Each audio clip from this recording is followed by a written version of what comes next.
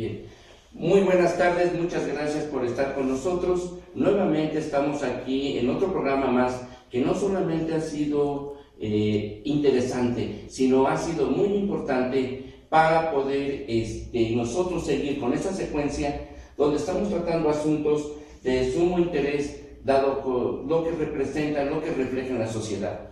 Hoy tengo de invitados a dos personas que la verdad yo estimo mucho, que los conozco de hace mucho tiempo, y quiero comentarles a ustedes que estamos transmitiendo en vivo, que están ustedes en su programa Aquí y Ahora. Mi nombre es Roberto Ibarra y les voy a presentar en este caso a María Fernanda Tufiño, que está aquí a un lado mío. ¿Vale? Digo, Fer, ¿cómo estás? Bien. Bien, muy bien. Y está su papá acompañándola, que es Miguel Ángel Tufiño. ¿Cómo estás, Miguel? Muy bien, doctor. Muy buenas tardes. Muy bien, muchas gracias. Bueno, pues como lo estamos comentando, estamos transmitiendo en vivo y hoy vamos a tocar un tema que es muy importante, puesto que de acuerdo a las estadísticas últimas que se están dando, algunos autores en México están diciendo que aproximadamente el 17% anualmente se presentan de nuevos casos. Y este es el tema de autismo. Hoy vamos a platicar de autismo y me permití invitar tanto a Fer como a su papá para que ellos nos platiquen su experiencia con relación a este tema. Bueno, vamos a empezar, como todos los temas que hemos dado durante todo este tiempo, hemos tratado de explicar a través de una definición. ¿Qué quiere decir autismo? Probablemente ustedes lo han escuchado infinidad de veces y posiblemente inclusive a lo mejor hasta tienen algún familiar o algún vecino o algún conocido que pudiera tener ese tipo de trastorno. Bueno, entonces empecemos con la definición, como siempre lo hemos dicho, y les recuerdo que estamos en vivo. También quiero recordarles nuestras redes sociales. Estamos aquí en su programa Aquí y Ahora, y nuestras redes sociales son en Twitter, @tanatoscielos, nuestra página www.drrobertoibarra.com y nuestro correo es consulta@drrobertoibarra.com.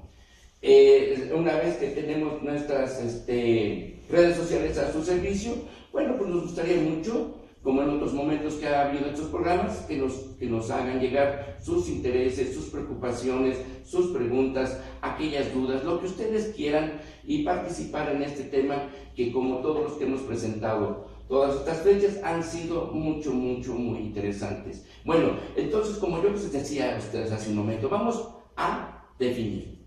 Entonces, esto viene de una palabra griega que es autismo, que quiere decir encerrado en uno mismo o encerrado en sí mismo, ¿sí? Entonces, probablemente inclusive por ahí habrá otras definiciones que también vendrán de las palabras griegas, pero que finalmente es lo mismo.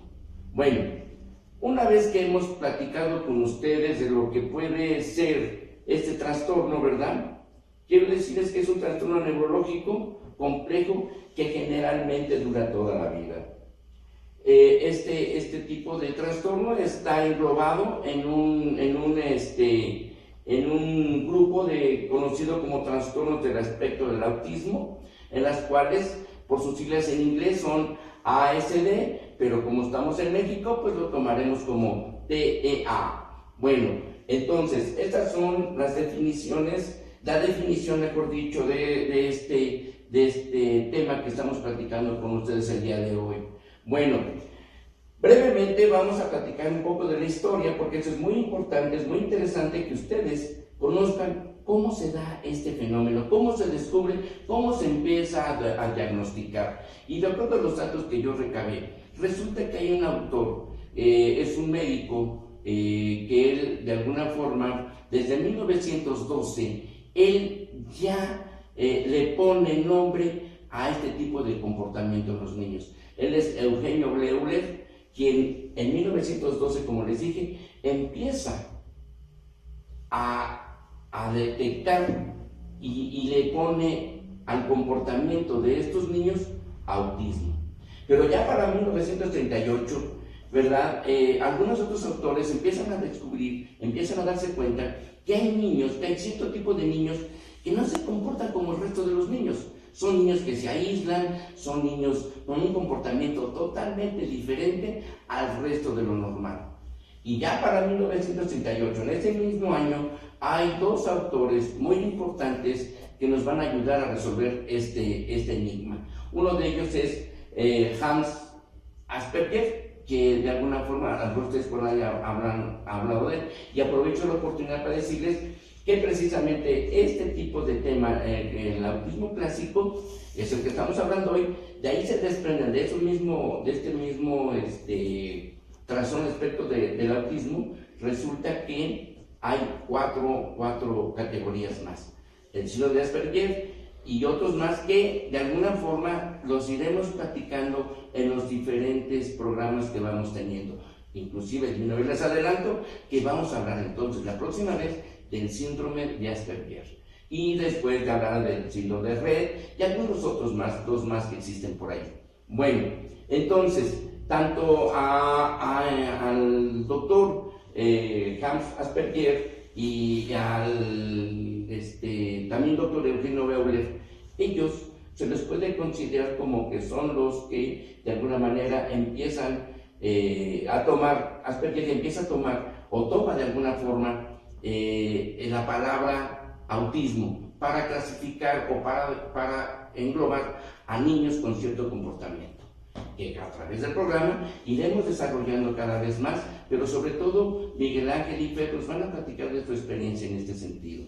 Bueno, ya para 1943 hay otro psiquiatra, ¿verdad? Leo Kenner, quien él hace un estudio con 11 niños. Este psiquiatra empieza a buscar, a encontrar características muy específicas, ¿verdad? Y que él inclusive le da el nombre de autismo infantil temprano. Bueno, ahora sí, Miguel Ángel, pues ya voy a dejar de hablar yo para que ustedes ahora nos platiquen sus experiencias, ¿verdad, Fer? A ver, saluda a nuestra gente que está viéndonos, Fer. Dile cómo te llamas, cuántos años tienes, Fer. ¿Cómo te llamas? ¿Cómo te llamas? Fernanda. Fernanda, ¿qué más? Tupiño. Ajá. Parada. Parada. Muy bien. ¿Cuántos años tienes, Fer? 8. 8. Muy bien. Muchas gracias, Fer. Muchas gracias, Miguel, por estarnos acompañando el día de hoy. Estamos compartiendo un tema más con la gente que está viéndonos, porque lo estamos haciendo en vivo, Fer. Ya después tú verás el video donde te vas a ver tú cómo estuviste aquí con nosotros. A ver, Miguel Ángel, fíjate que dentro de las causas que se describen en la literatura médica con relación a este tipo de tema, resulta que los autores lo dividen en dos: lo que ellos le llamaron estructurales y los que le llamaron neurobiológicos. En este caso, los estructurales están hablando, por ejemplo, de que posiblemente haya algunos factores ambientales que puedan influir, a lo mejor algún problema en el momento del trabajo de parto, que pudo también influir, y se habla incluso de dietas y nutrición durante el embarazo que pudieran haber influido. Pero sin embargo, ya de los años 1960, 80, 90 para acá, se han hecho estudios científicos mucho más abundantes, mucho más profundos, que han encontrado ellos que existen, este problema, este trastorno es meramente genético hereditario. Bueno, a ti, por ejemplo, ¿cómo fue el comportamiento del embarazo de tu esposa? Bueno, nosotros recordamos, y por todas las consultas en las que hemos acudido, siempre se llega a la conclusión de que fue un embarazo normal, por considerarse así. No hubo alguna complicación dentro de los 9 meses de embarazo, ya cumplió sus tiempos. Y tal vez la única complicación, y es la que siempre nos ha generado un poco de incertidumbre, es que nos comentan que al nacer tuvo un pequeño problema respiratorio, y derivado de esto, al parecer la estabilizaron y la diagnosticaron como estable. Y de hecho en la escala que les brindan a los niños, la escala de Apgar, sacó una muy buena calificación, creo que sacó 9.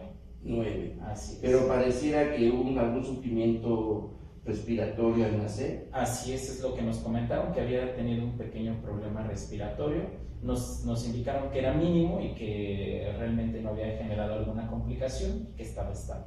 Ok, ahora platícanos, por ejemplo, después, ¿cómo fue el comportamiento de Fer ya a través del tiempo? Porque también te comentaré que hay algunos autores que comentan, que dicen que los primeros en darse cuenta son los padres, ¿no? Hay una estadística muy amplia que nos razona eso. Bueno, nos empezamos a dar cuenta, creo que el primer año de desarrollo de Fer fue normal, entre comillas, en comparación con otros niños. Sin embargo, tiene una primita de su edad y empezamos a ver que después del año, mientras su prima de Fernanda empezaba a realizar cosas adecuadas a su edad, Fernanda ya no las estaba alcanzando. Empezamos a ver un pequeño rezago y es en ese momento en el que, derivado de este rezago, empezamos a notar ciertas diferencias que al final en la familia son como nos dicen, no te preocupes, ya va a ir agarrando su ritmo, y entonces lo vas dejando de lado un poco. Pero ya al momento de que la insertamos a la escuela, en el kinder, fue cuando empezamos a notar que en comparación de otros niños, ella sí llevaba un cierto rezago, y es cuando nos entra esta incertidumbre de saber si ella estaba en un nivel adecuado con respecto a los demás en cuanto al desarrollo. Ahora, este rezago en relación a qué lo ubicaban ustedes, como qué, por ejemplo. Por ejemplo, en la cuestión de desarrollo psicomotor, por ejemplo, si había niños que a lo mejor a su edad ya podían correr, caminar muy bien, Fernanda siempre estaba un poquito abajo. Inclusive en habilidades de la vida diaria, como es vestirse, cambiarse, ponerse los zapatos, abrocharse una agujeta, subirse un cierre. ¿Actualmente o ya anterior? Anteriormente nosotros notábamos que existían diferencias en cuanto a las habilidades que tenía Fernanda y las habilidades que tenían otros niños. Sí. ¿Cómo era su comportamiento? ¿Era muy pasiva o muy hiperkinética, muy de mucho movimiento? Pues era muy pasiva y también ahí fue cuando empezamos a detectar otro punto en el aspecto de lo social. Le costaba mucho trabajo el de interactuar con otros niños, siempre se aislaba o tendía a interactuar con niños que en este caso estaban más apegadas a ella, por ejemplo sus primos, personas muy muy cercanas. Sin embargo, con niños que ella no conocía, ella tendía a aislarse. En el aspecto social, en el aspecto, como mencionaba, de lo psicomotriz, también empezamos a ver diferencias con respecto a los otros niños. Ok, bueno, entonces, por favor, quisiera yo que ustedes pusieran mucha atención conforme vamos a ir desarrollando el tema, porque Miguel Ángel ha dicho cosas muy interesantes que resultan que son parte, de alguna forma, que nos va a ayudar a hacer un diagnóstico. Por ejemplo, ya habló de cierto problema psicomotriz o automotriz, digamos, solamente. Aparentemente hay un problema con la socialización, que es otra característica que llegan a presentar estos niños. No tienen una relación adecuada con sus pares, ¿verdad? Entonces, empieza a haber ya ciertas diferencias entre unos niños y otros.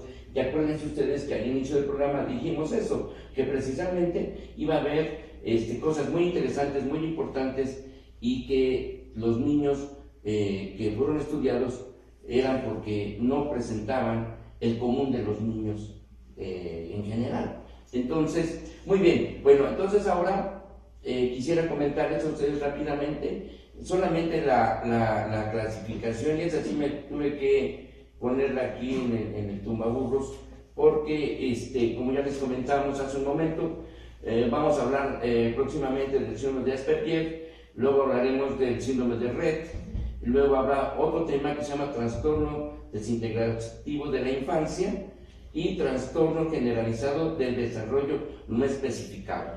Entonces, estos son los, la clasificación que de alguna manera existe y que, ¿cómo se llama? Que podemos ya ir desarrollando poco a poco, y como comentamos, bueno, solamente este es el caso del autismo clásico, llamándole de alguna forma.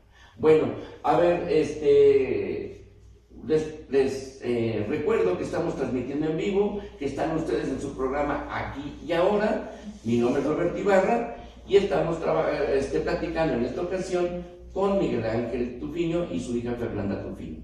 Bueno, vamos a pasar al cuadro clínico. Fernando, ya te cambiando su hija. Miguel Ángel, él ha dado, ya tú has dado dos elementos muy, muy interesantes que nos ayudarían a hacer o a empezar a establecer el cuadro clínico. Uno de ellos, ya lo dijiste, tiene cierto problema motriz, tiene problemas con la socialización con sus pares, o sea, con niños de su edad.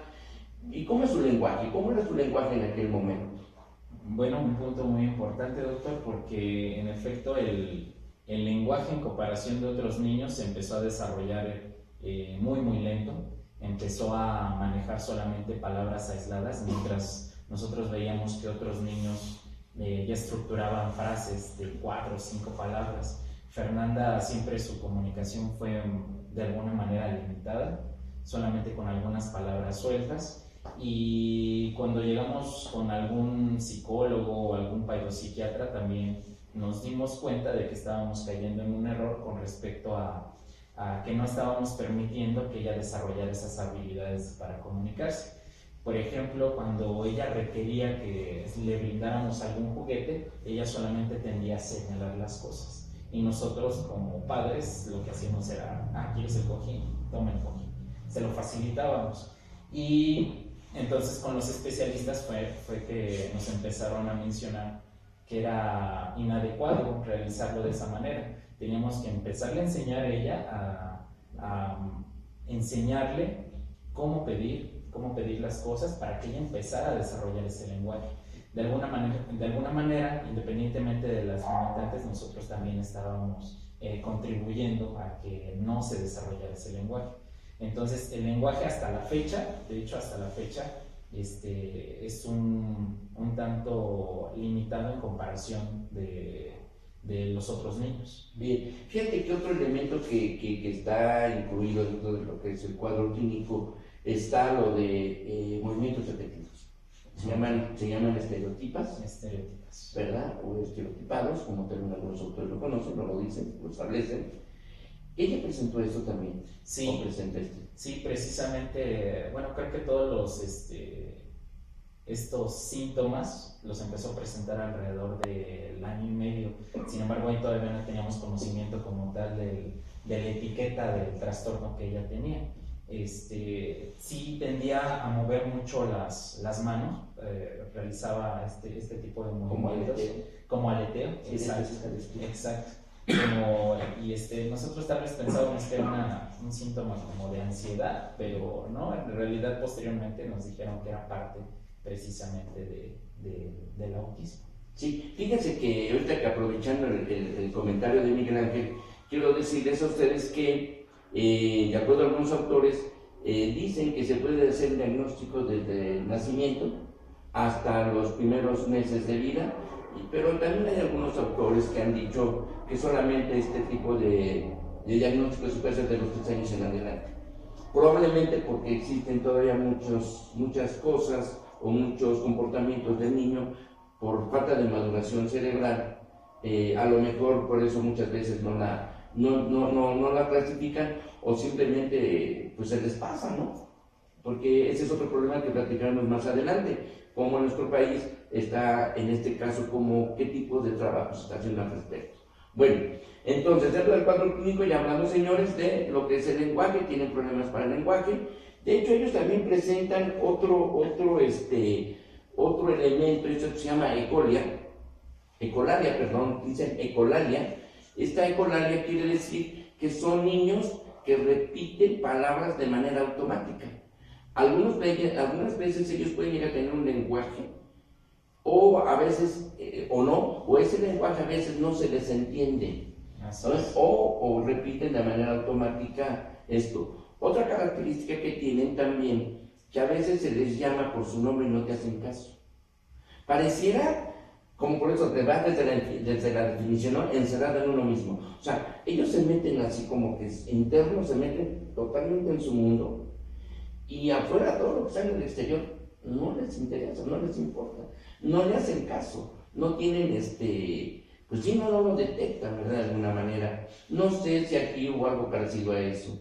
Sí, en efecto, también en los primeros años es que tenía esta ecolalia, como usted la describe, doctor.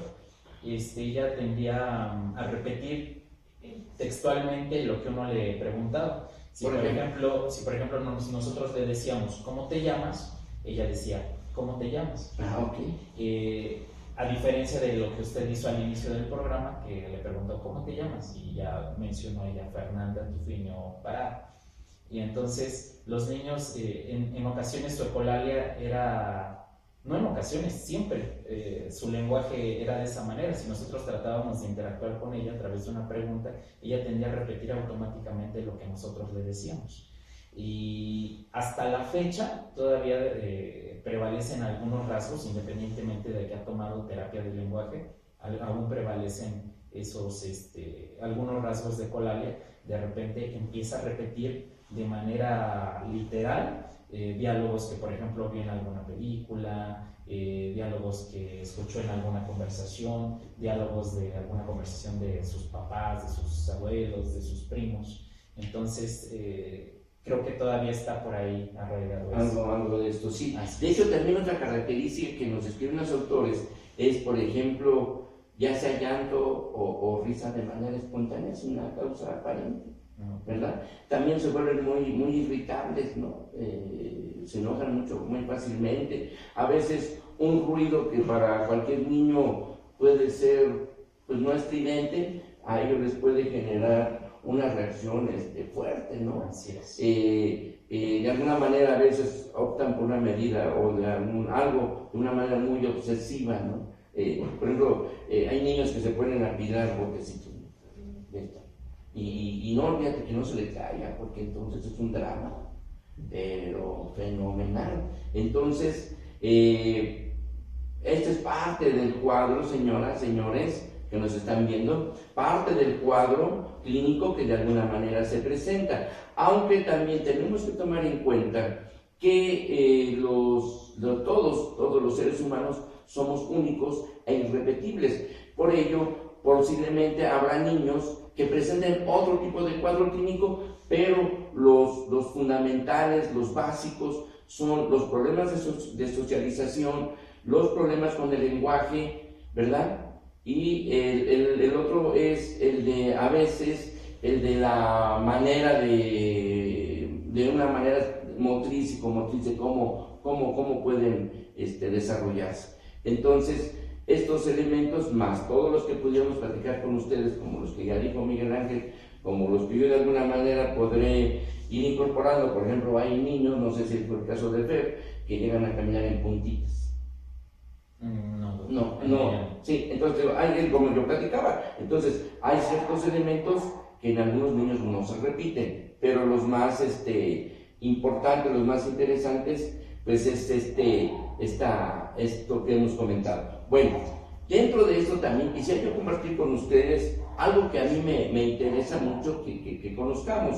Dice, a veces ellos relacionan o le dan mayor preferencia por los estímulos proximales, como son el tacto, el olfato, el gusto, aunque algunos niños como que rechazan el contacto físico, ¿no? Así es. En el caso de Fer, como le comentaba, tenía esta tendencia a ser como muy selectiva con respecto a las personas con las que ella se relacionaba. Y también con respecto a la ingesta de alimentos, también es es muy selectiva. Exacto. Es muy selectiva. Nosotros, y por recomendación de los terapeutas que la han visto, sabemos que debemos de tratar de incorporar todo tipo de alimentos a su dieta, y entonces procuramos de que coma de todo. Sin embargo, ella tiene sus alimentos preferidos, y en ocasiones pues sí tiende a ser más parte de esa dieta. Sí, sí. Bueno, finalmente, pues nosotros como padres procuraremos siempre, dentro de toda la problemática que pudiera haber, pues hacerlos, digamos, así complacer también esa parte, ¿no? ¿Por qué no? Por supuesto. Oye, Miguel Ángel, y por ejemplo, en el caso de ustedes, ¿a qué edad o en qué momento les dieron el diagnóstico realmente ya definitivo? Porque por lo que me platicas, los psicólogos anteriores pues pensaban otra cosa, menos esto, ¿no? Así es. Sí, de hecho es muy difícil.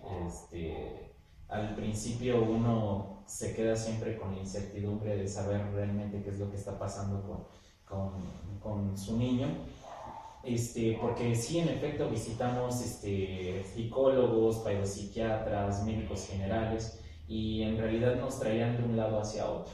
Fue hasta ese punto en el que les comentaba que le insertamos a la educación básica, que por referencia de la directora de la escuela nos dijo que ella consideraba que había algo que no estaba bien en Fer. Entonces nos refieren con un psiquiatra, y este psiquiatra fue el que, después de realizar un electroencefalograma, nos descarta cualquier situación a nivel neuronal o físico, y nos dice que en efecto se podría tratar de un síndrome, de un trastorno del espectro autista. Y es hasta ahí que empezamos a tener esa luz de saber cuál era tal vez el diagnóstico, y finalmente llegamos al Centro Integral de Salud Mental, que es donde una psicóloga especialista precisamente en diagnóstico del autismo es la que hace las pruebas pertinentes y la clasifican como autismo leve. Autismo leve, sí. Además también que, como lo platicaremos más adelante, bueno, ahorita adelanto algo, Miguel Ángel ha sido una persona que una vez que conoció el diagnóstico, pues empezó a investigar. Así Empezaron a investigar, creo que tú y tu esposa, ¿no? Empezaron a investigar a qué consistía, cuáles podían ser las causas, tal vez un poco más allá del cuadro clínico, aparte de lo que ya platicamos de problemas de socialización, de lenguaje y de movimientos repetidos, de la estereotipa. Entonces ellos buscaron tal vez más información más allá de esto, ¿no? Posiblemente, a lo mejor conoces tú más el tema que yo, porque bueno, yo lo tuve que documentar, pero pues tú lo estás viviendo, ¿no? Lo estás viviendo, y bueno, quiero agradecerles a los dos que hayan querido compartir con el público este tema, ser muy valiente para aceptarlo, pero sobre todo lo que más me gusto me da, y que lo veremos más adelante, qué es lo que han hecho ellos por su hija, y por qué hasta este momento ella ha tenido avances muy interesantes, muy importantes.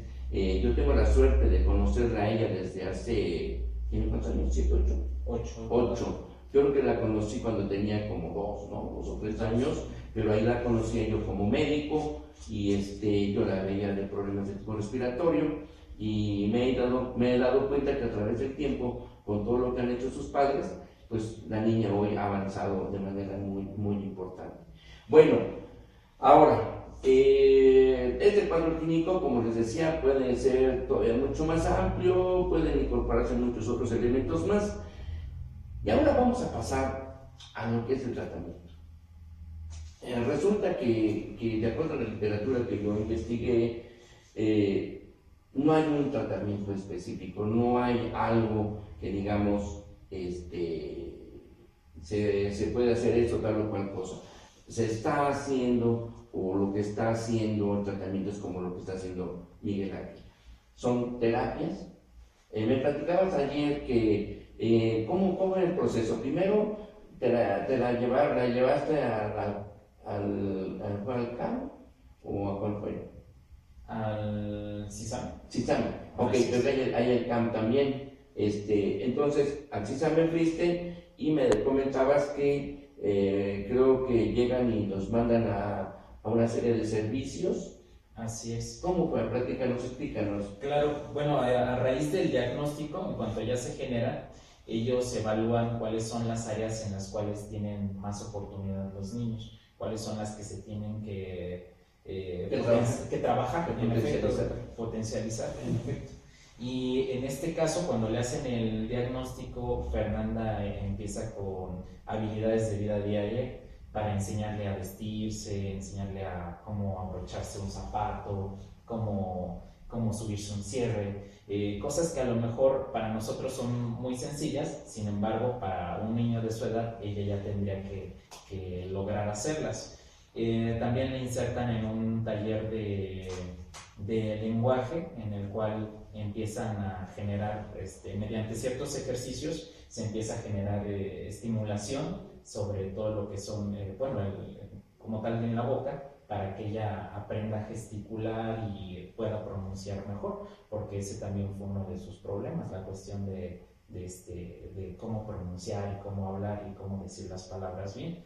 Y a raíz de todas estas terapias que les van brindando en el CISAME, es que ella empieza a alcanzar ciertos objetivos y hasta cierto punto le empiezan a dar de alta de cada una de esas terapias. Actualmente ella se encuentra todavía en terapia de lectoescritura y también por recomendación de los terapeutas se nos hizo la recomendación al momento de que ella ingresa a nivel primaria de que le insertáramos en una escuela regular y no en un CAM para de alguna manera que ella se empezara a desarrollar con niños que podemos considerar normales y para que ella al final esos sean como retos para ella y ella pueda ir alcanzando todavía un mejor nivel dentro de su diagnóstico. Su desarrollo. Sí, fíjate que ayer platicaba yo contigo de eso y bueno,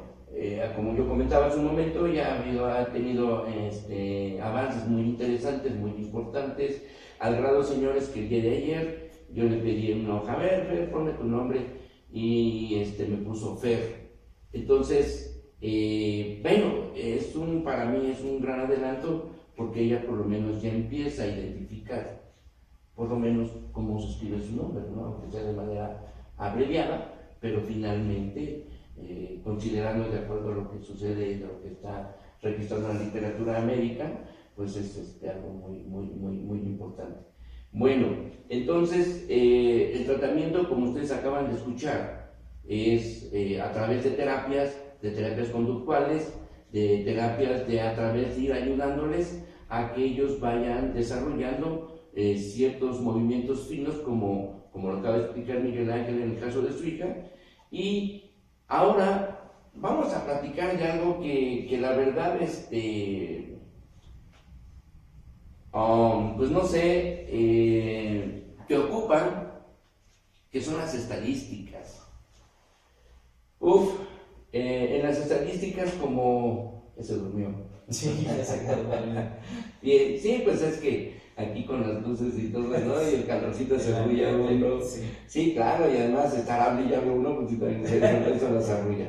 Bueno, entonces, fíjense que se me pasó algo en por el momento hicimos lo de, bueno, ya hablamos del diagnóstico, creo lo platicamos, y si no, solamente les diré que básicamente está relacionado con las tres partes que comentamos, que son los problemas de socialización, que son los problemas de comunicación y son sus movimientos repetidos o estereotipados, que de alguna manera pueden agregarse muchos otros más. El tratamiento ya lo platicamos. Entonces yo les comentaría a ustedes de algo que es realmente preocupante, las estadísticas. Fíjate, Miguel Ángel, que de acuerdo a la literatura que yo estuve consultando para ese tema, resulta que hasta apenas el año pasado, en 2016, en México se hace un estudio de prevalencia del autismo. Y ni siquiera hecho por mexicanos, sino fue una son un grupo de científicos financiados por la organización que se llama Autoesteem Speaks, quien ellos en la ciudad de León, Guanajuato, hicieron un trabajo en las escuelas y encontraron muchos casos de niños con autismo en salones de clase normal. Entonces dices, oh, pues ¿qué pasó? Y de acuerdo a una estadística proyectada, porque la proyecta, dicen que 1 de cada 115 niños puede o tiene autismo. O sea, es un dato alarmante y al inicio del programa dijimos que más o menos los autores están diciendo que un 17% más de niños con autismo cada año se presentan. O sea que estamos volviendo a tener un conflicto tal vez de tipo salud pública, porque pues 115 niños pues es mucho, y lo proyectaron aún más. Entonces dicen que ellos aproximadamente consideran que estamos hablando de cerca de 400,000 niños con este problema. Muy grande. Muy grande. Antes de que se me pase, Miguel Ángel, él habla del CISAME, que te quiero comentarles, el gobierno federal, al menos el gobierno federal o del gobierno federal. Bueno, total, hay unos centros de salud, algunos ya muy especificados o muy especializados, y uno de ellos es el CISAME. Hay, creo que, bueno, yo conozco uno de Iztapalapa, el de aquí que está aquí en periférico, aquí en zona sur, donde hay médicos, personas especializadas en esto y que de alguna manera pues son los que han hecho los diagnósticos. Pero bueno, volviendo al tema de las estadísticas, la verdad es un foco de alerta, de alarma, para que las autoridades nuestras, pues ojalá y pudieran establecer algún sistema que ayude a que podamos tener con cifras mucho más exactas este problema y qué se está haciendo, ¿no? Porque no solamente es tener el problema, ¿qué se está haciendo? Bueno, entonces resulta que en Estados Unidos hicieron un trabajo muy parecido. Bueno, ellos hacen seguido estudios, y resulta que de acuerdo a esas estadísticas, ellos encuentran por cada 68 niños un autista. Ahora quiero comentar algo, no son niños autistas, son niños que viven con autismo. Esa es otra cosa que tenemos que quedar muy, muy claros, porque a veces, ¿es un niño autista? No, es un niño que vive con autismo, ¿verdad? Bueno, entonces, les decía a ustedes que este dato pues es bastante alarmante. Dicen que debido a causas desconocidas, alrededor del 20 al 30% las personas con autismo pueden presentar ataques epilépticos durante la adolescencia. Entonces, esto también es otro factor, porque cuando hablábamos de las causas, hablábamos del área neurobiológica, y se detectó que el autismo es 100% heredable, pero que los factores como del ambiente, como de la alimentación, como problemas en momentos del parto, pueden ser como detonantes del problema. O sea, la persona puede tener, genéticamente hablando, ya hay la posibilidad, pero hay otros factores que lo que hacen es detonar. Entonces, de hecho, ellos encuentran unos genes, les voy a dar el nombre, no son nombres, son letras y números, porque ya saben ustedes que los científicos luego a veces cuando se les acaban los nombres, pues les ponen números y letras. Entonces uno de los genes es SNS1A, ese es uno, y el otro es el PCDH19, que están relacionados con el autismo y con problemas de epilepsia. Entonces, posiblemente ahora podemos explicarnos el por qué los niños en cierta etapa de su trayectoria de vida, como es la adolescencia, pueden presentar esta epilepsia también. Y inclusive, más adelante, algunos de ellos llegan a presentar ansiedad y depresión. Es una probabilidad. Bueno, entonces, ya dijimos que la incidencia pues está siendo un 17% más cada año. Ahora, hablemos del pronóstico. El pronóstico es impredecible de alguna forma. Pero tomando el ejemplo de Miguel Ángel con su esposa, y que ellos han hecho un trabajo muy interesante, de mucha dedicación, de hacer las terapias que les indican, todo aquello que esté relacionado con su bienestar, podemos tener un pronóstico bueno. Claro que también va a depender mucho de en qué momento hacemos el diagnóstico, Claro. porque a veces si el diagnóstico ya lo hacemos ya muy adelante, ya años adelante, pues ya la respuesta ya no es tan favorable que digamos. Entonces no hay un avance significativo y eso puede provocar pues que de alguna manera creamos que ya no hay nada que hacer. Cuando si hacemos un diagnóstico temprano, insisto, si se hacen las terapias que corresponden, podemos tener niños que en un momento dado más adelante se puedan desarrollar dentro de lo posible.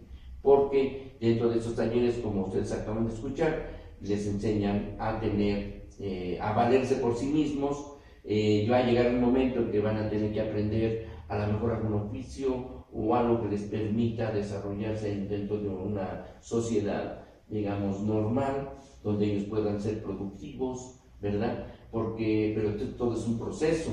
Entonces, con lo que están haciendo ellos como ejemplo, creo yo que va a ser muy posible que los niños que reciban las terapias oportunas, que tengan un diagnóstico oportuno, puedan de alguna forma desarrollarse de una manera más normal, más completa, ¿no? Entonces, esas son parte del pronóstico que pudiéramos decir. Va a depender mucho de estos factores que acabo de comentar. Y ya para llegar a las conclusiones, pues podemos decir que si estamos teniendo un problema tan fuerte como el que estamos comentando el día de hoy, pues lo que tenemos que pedirle a las autoridades, ¿verdad?, es que pongan más atención, que hagan, investigaciones, que inviertan de alguna manera poco más dinero, porque, una vez aquí lo dije y lo vuelvo a repetir, yo no tengo nada que ver con ningún partido, ni mucho menos, pero ahora que me doy cuenta de todos los robos que han hecho todos estos gobernadores priistas, toda esa lana que se roban, ojalá y sí se la pudieran invertir en todo, por ejemplo, en todos los temas que hemos platicado a lo largo desde octubre para acá. Seguramente tendríamos otra cosa, de verdad que nos alcanzaría muy bien para poder ofrecerles a los pacientes tratamientos, ¿verdad?, que les ayuden a resolver su problema y también a tener un proyecto de vida.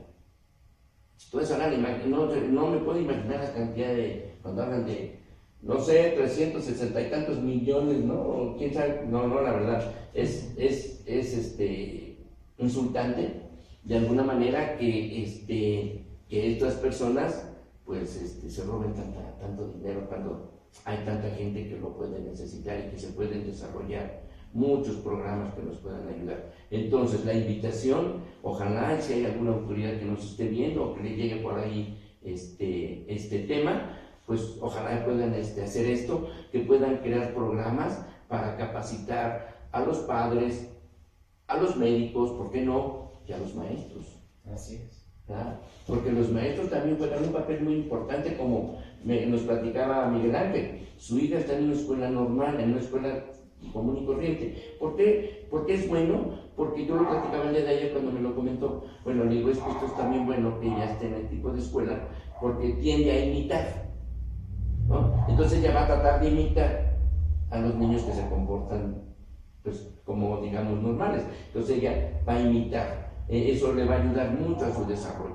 Entonces, las conclusiones podrían ser estas, que ojalá y se crean, se produzcan, se generen. Entonces, ¿qué pasa, ingeniero? Tenemos una pregunta. A ver, ingeniero. Luis, ¿qué lugares se pueden tomar como los mejores lugares de ayuda para niños? Bien. La pregunta va dirigida a Miguel Ángel. A Miguel Ángel. Perfecto, Miguel Ángel, contéstale. Está el CISAME. No sé si conoces alguno, pero si no, yo también ya te había preparado algunas otras instituciones. Sí, bueno, muy recomendable por experiencia personal, el Centro Integral de Salud Mental, el CISAME, ubicado en Periférico Sur, a la altura de Luis Cabrera, y también otra institución en la cual también obtuvimos algo de ayuda fue en Hospital Juan N. Navarro, ubicado en la zona de hospitales, es el Hospital Psiquiátrico Infantil. También ahí puedo decir que recibimos buena atención y también se brinda seguimiento para este tipo de casos. Muy bien, pues esperemos que haya estado contestada su pregunta. De todas formas, yo también aquí había preparado algunas otras instituciones que pueden ayudarnos a ¿cómo se llama? A que ustedes puedan acudir a ellas. Déjenme, ya me hice bolas aquí con tanto papel. Bueno, entonces está el CISAME, está el CAM, uno de ellos, que también están ahí, que pueden ser útiles. Hay instituciones privadas, como les voy a dar lectura algunas. Está se llama así AMPIRE, que es Apoyo y Rehabilitación AC, está ubicado en la calle de Arteaga y Salazar, número 794, Colonia Contadero. Su teléfono es 5212-6269. Hay otra institución que se llama Apoyando a Angelitos con Autismo. Su domicilio está en Andrea del Castaño, número 54, Colonia Miscuac, aquí en Onualco. El teléfono es 15 18 13 23. Hay otro más, Centro de Atención al Autismo, se llama Aura. Su domicilio está en Calzada de Tlalpan, número 4924, letra B, Colonia La Joya, Tlalpan. Su teléfono es 55 13 17 58. Quiero comentarles también que afortunadamente a nivel nacional existen muchas instituciones en sus estados, podrán acudir, preguntar. Hay una red en la cual ustedes pueden acudir y pueden darles información, y algunas son privadas, como les acabo de leer, pero como las que acaba de comentar Miguel Ángel, son de institución de gobierno. Bueno, pues hemos llegado al final de este tema y se nos acaba de ir la luz un poco. Así sucede en estos programas de vivo, pero bueno, así está esto. Pero bueno, esto les comento por si me veo un poco más oscuro. Bueno, pues es que se nos fue un poco de Bueno, entonces, nuevamente, quiero agradecerles muchísimo. Quiero agradecerte mucho a ti, Miguel Ángel, a Fer, que nos hayan hecho el favor de venir, de compartir con nosotros su experiencia, de que, como hemos dicho, hemos tratado a través de estos programas de sensibilizar para educar. Estamos haciendo esta tarea con ese fin. Recuerden ustedes que este es su programa Aquí y Ahora. Yo soy Roberto Ibarra. Ya comentamos nuestras redes sociales, se los voy a repetir. Estamos en Twitter, @tanatoscielos. Estamos en nuestra página www.doctorrobertoibarra.com, y tenemos nuestro correo, como es consulta@doctorrobertoibarra.com. La verdad, muy agradecido con ustedes que nos hayan acompañado esta tarde. Espero que haya sido de su interés y les haya ayudado, y que ustedes de alguna forma puedan investigar, puedan aquellas dudas que a lo mejor no pudimos aclarar, o que a través de lo que leímos o de lo que dijimos no les quedó muy claro.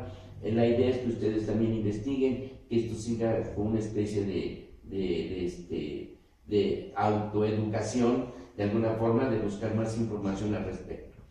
Nuevamente, la verdad, es un placer, es un privilegio estar con ustedes compartiendo este tema, y la semana que entra platicaremos del síndrome de Asperger, como ya lo habíamos comentado anteriormente. Miguel Ángel, pues muchas gracias. No, al contrario, te agradezco mucho. Gracias a ustedes por la Fer, ya se nos quedó dormida Fer. Bueno, me hubiera gustado que Fer se hubiera despedido de ustedes, pero bueno, ella está aquí, estuvo con nosotros todo el tiempo en el programa, y pues muchas gracias. Muchas gracias, ingeniero. No sé si hay alguna otra pregunta por ahí. Nada, seguro que. Muy bien, muchas gracias. Nos estamos viendo la próxima semana.